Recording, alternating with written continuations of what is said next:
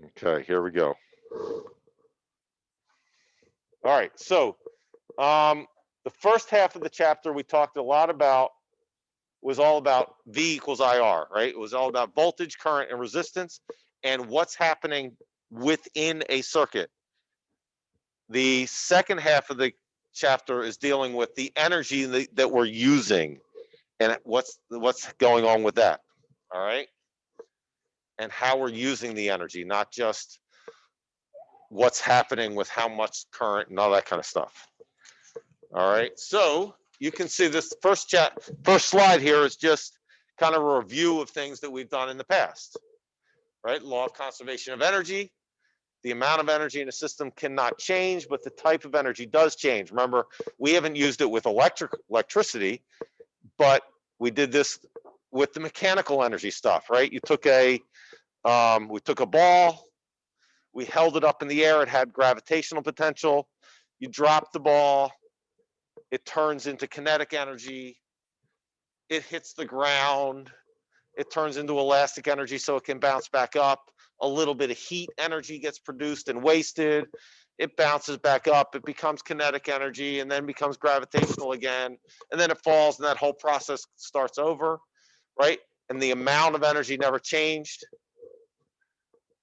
just the kind, the way it was distributed, right? We made those graphs, right? And the graph 1 equals graph 2 equals graph 3 and so on. That same idea happens with electricity, happens with every kind of energy.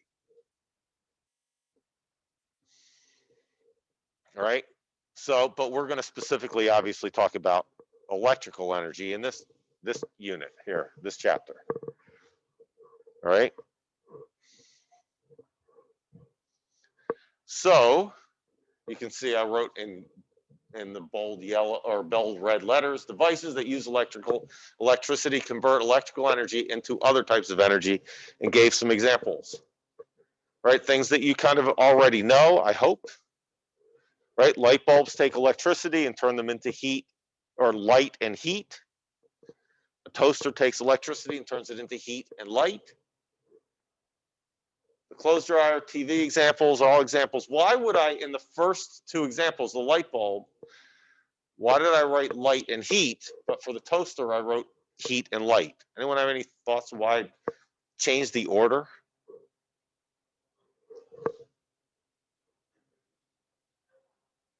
Produces more heat than light. That is true. The toaster produces more heat than light, and the light bulb produces more light than heat. Right? But which is a true statement, but that's not really the reason I wrote it that way. It really has to do with the purpose of the device. Right? A light bulb, the purpose of a light is to make light. Right? It makes some heat along the way. Kind of it extra that wasted energy is heat, right? Well, the purpose of a toaster is to make heat so it can toast your bagel. And along the way, it makes some light, right? The wires or the carbon filament, if you have a toaster oven, turns red and glows, right? So it's making this light,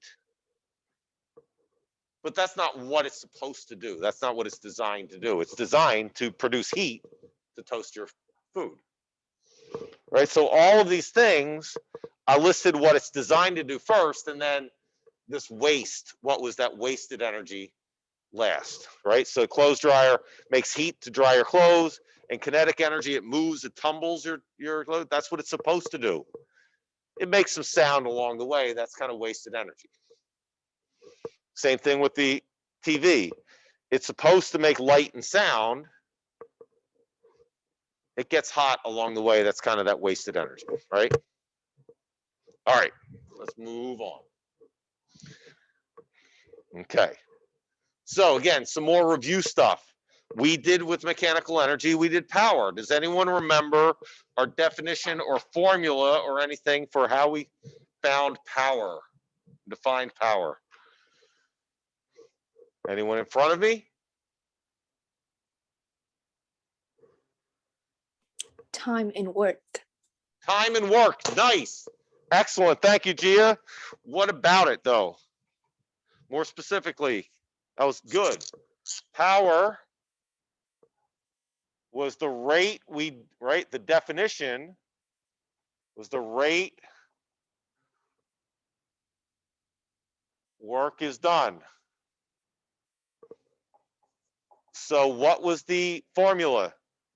It had work and time in it, but do you remember what the formula was, anyone? Work over time. Beautiful. It's my star student. Work divided by time. Yeah. Nice, nice. Work divided by time. We also wrote it as this, right? The energy divided by time, right? Because work was the change in energy, right? With electricity, we're going to kind of ignore the work over time part of it and concentrate on the energy over time part of it. Because if you remember when we did work, we said you had to apply a force for a distance, right? Force times distance. But in electricity, there's nothing's moving, right? So it's a little bit of a slight twist on that, right? When we hit the switch and turn on the electrical energy, nothing's moving, right? It's not like the lamp suddenly slides across the room.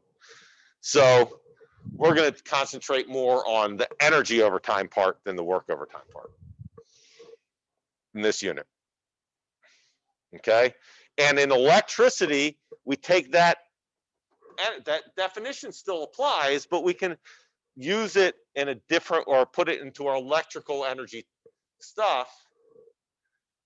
So power is equal to current times voltage, right? Power is equal to current times voltage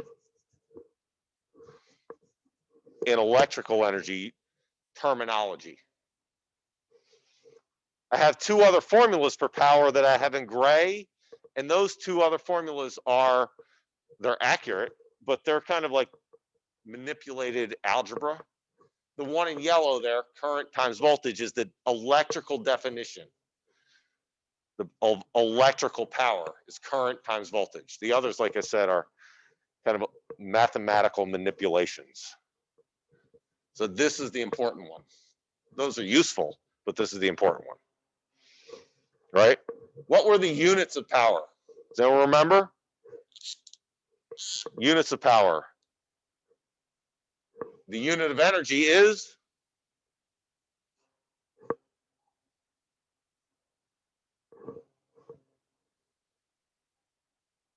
See, when I stop like that, it's like fill in the blank. The unit of energy is? No, that's the unit of power, though. You're on the right track. I was getting to that. Ryan said watts. Watts was the unit of power. What's the unit of energy? Come on now. Somebody got to help me. Joules, thank you. Unit of energy is joules, right? So it's joules per time. We always measure time in in seconds. So joules per second is our unit, is power, and we call that a watt. Right? Joules per second is a watt. Right? Those are our units. Joules per second or a watt. And that's what this is. Right? That's what this is. Because current, you guys aren't going to remember this, but current was coulombs per second, and voltage was joules per coulomb. So when we multiply them together, we get coulombs per second times joules per coulomb. And mathematically, what happens to the two C's? They cancel each other out. And now we have joules over seconds, which is a watt. Right? Just a little physics magic. No, that's a little nerd stuff for you. Physics nerd stuff for you. But, right, so that's our electrical power. That's energy per time. It's the same thing. Joules per second is that. These two things just come from making substitutions with V equals IR. So they are mathematical manipulations of this equation, right? Just to show you real quick, you don't have to write this stuff down. Just to show you, right? P equals IR, or I'm sorry, I times V, and V equals I times R, right? V equals I times R. So if I just substitute I times R in for V, I get I times R, or I squared R, right? So this is just, like I said, that's just kind of a mathematical manipulation of two other formulas that we already, of the two formulas we have, right?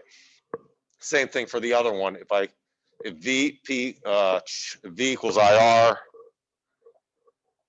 and I divide both sides by R, I equals V over R. So then P equals V over R times V, right? So V times V is V squared over R. Again, you don't have to write that stuff down. You don't have to know that. You need to write these three formulas down, but you don't need to know how we came up with them. That's just my science nerd stuff coming out. Okay, so I have two more slides that we're going to do today, and then I'll stop talking at you. All right. Here we go.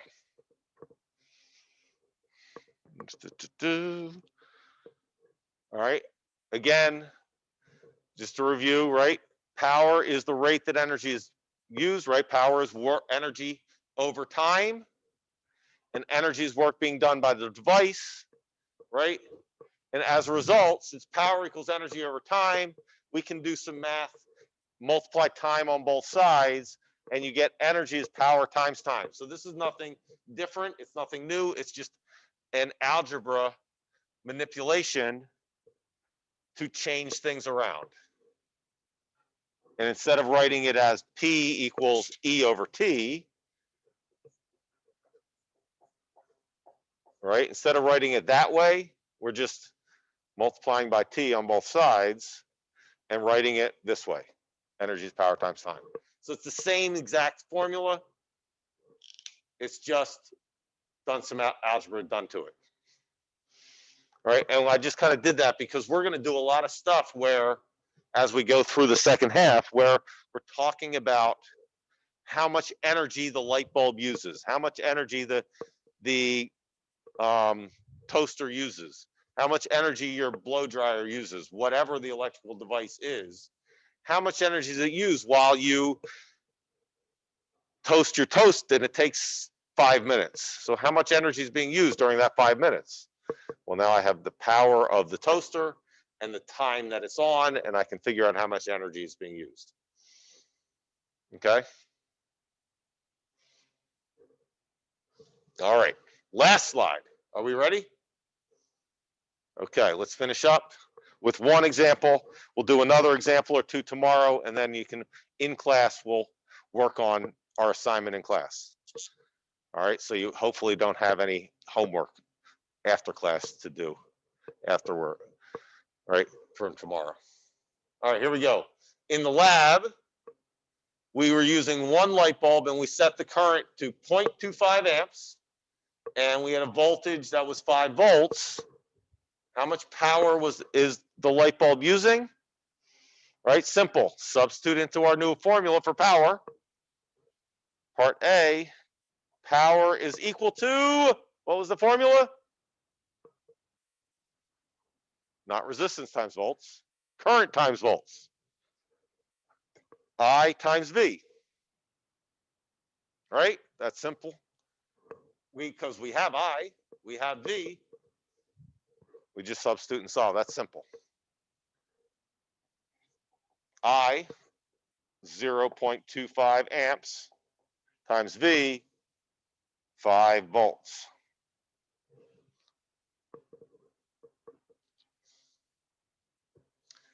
One quarter of 5 is, I don't know, half of 5 is 2.5. Half of 2.5 would be 1 1/4. 1.25 watts. So not a very bright light bulb. All right. Simple though. Okay. Part B, what's the resistance of the bulb? Well, we now have a couple of choices because we have some introduced a couple of new formulas also that had an R in it. Or we could use the other formula that had an R in it. Anyone have a thought? What formula should we use to solve for R? I think there's one that's the simplest.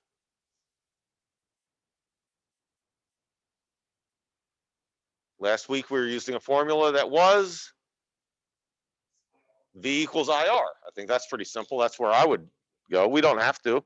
We could use one of the new ones that had P in it. But I'm doing this because I have V and I have I. 5 volts is equal to 0.25 amps times R. 5 divided by 0.25. 5 divided by 1/4 is, no, 5 times 1/4 is 1.25. 5 divided by 1/4 is,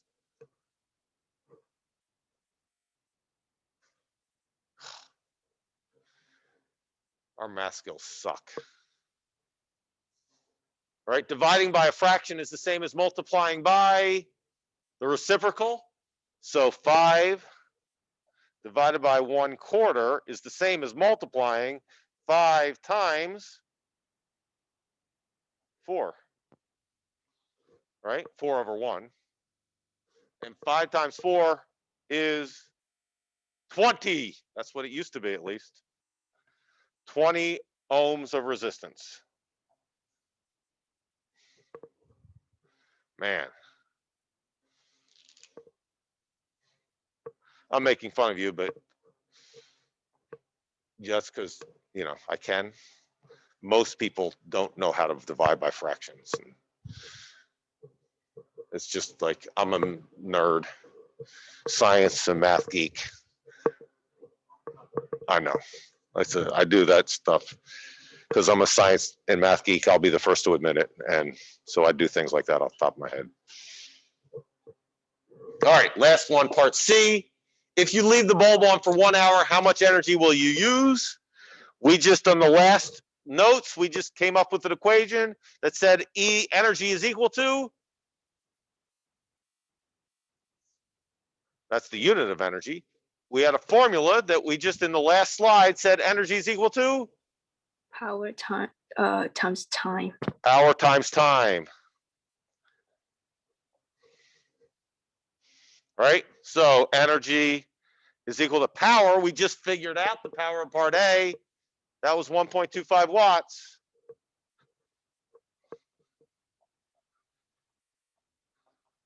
Times time. How much time am I putting this in? How much time is it on for? No. No. It's not 1 hour. It's not 60 minutes. It's seconds. How many seconds are in an hour? Ooh, more math off the top of our head. Hard to do. 60 times 60. How about 6 times 6? 6 times 6 is 36. And how many extra zeros are 60 times 6? 60 has how many zeros? It's 3,600 because there's this extra zero in the 60 and another extra zero in the other 60. So 6 times 6 is 36. And 2 extra zeros is 3,600 seconds. Nice. Right? Again, I'm showing my nerdiness by doing math in my head. All right. And now last thing is multiply 1 1/4 times 3,600. Well, 1 times 3,600 is 3,600. 1/4 of 3,600 is 36 divided by 4 is 9. So that would be 900. So 3,600 plus 900 is 4,500 joules of energy. Again, there's my math nerdness. All right, guys, I went right up to the bell. I got like 30 seconds left. Have a good weekend. No assignment. Ignore what's on there. I'm going to edit it. All right. And Have a it'll become tomorrow's assignment. Have a good weekend, everyone.